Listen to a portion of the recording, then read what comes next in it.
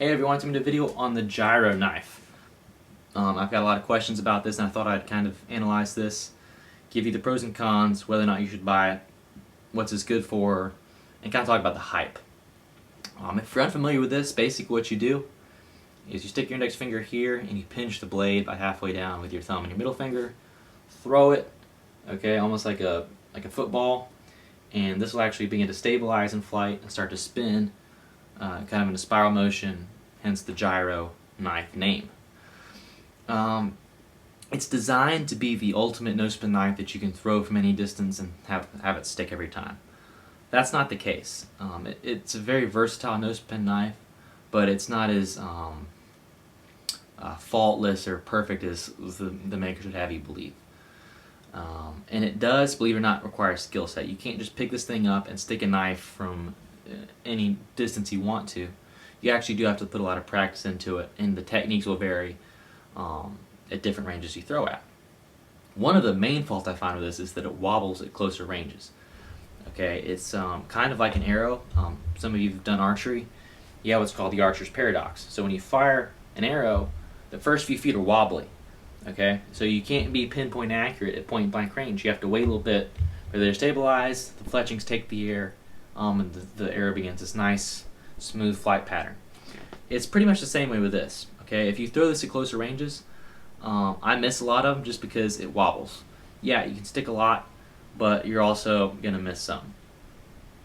So at closer ranges, I don't think it's consistent as a good no-spin thrower throwing, any shuriken, jutsu, faden, thorn, whatever no-spin style he's using.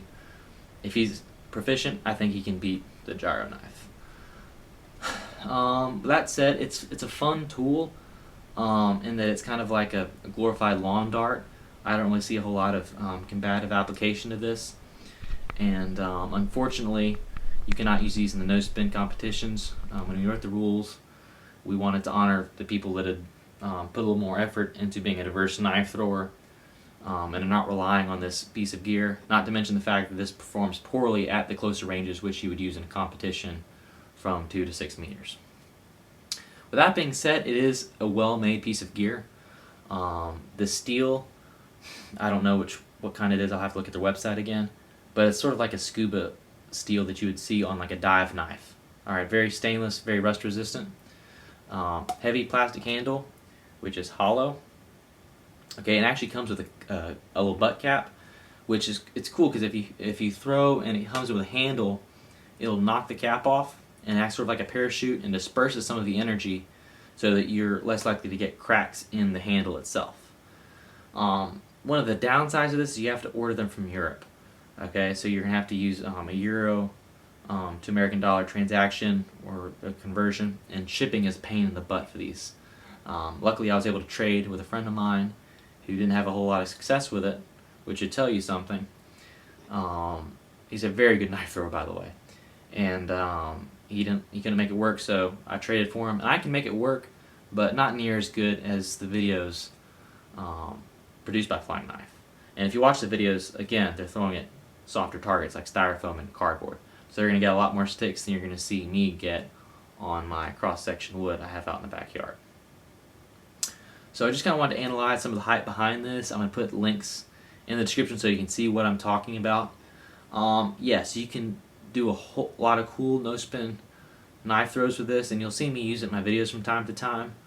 But I just kind of wanted to talk about it because I've had a lot of questions. I wouldn't recommend this to beginners on the grounds that I think it'd be better to learn traditional no-spin or rotational throwing for that matter, because you are going to have to learn how to use this. It's not something you can just pick up and you're able to throw and stick any distance. You're going to have to learn how to throw a knife one way or the other. So I would recommend learning traditional knife throwing that can be applied to everyday objects, axes, and other weapons down the road.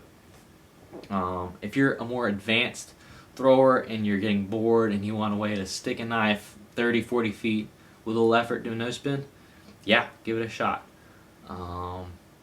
Anyhow, just that's my thoughts. If you do want a good knife for beginners, you can watch my video. I'll also put a link to that in the description. I recommend the Sure Flight from Cold Steel right off the bat for new beginner throwers, whether they're trying to learn spin or no spin. That's kind of a good entry knife that you can modify fairly easily.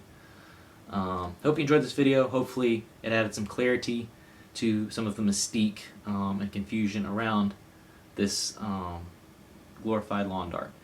It's cool, it's fun, it's, you know, the knife throwing community has very mixed emotions about this. Anyhow, hope you enjoyed this video. Thanks for watching.